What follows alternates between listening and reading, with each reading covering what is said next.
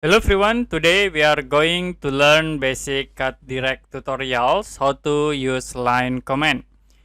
Okay, to use line command in Caddirect, you can click this line icon and then you need to specify for the first point. I will click here for first point and we move to direct here. We set like into 100 for length and you can press enter to apply.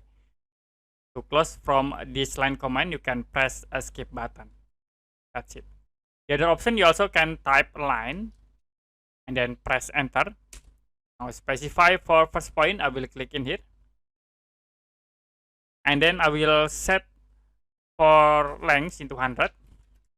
Now if you want to set for angles, you can press tab button and we set into 45 degree and press enter to apply. So we create lines with angle 45 degree and length 100. I will move to drag here like a 50. And move to the bottom 100, press enter to apply. If you want to close, you can press escape button.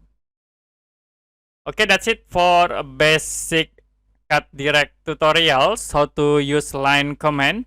And if you have any question about this tutorial, you can comment below this video.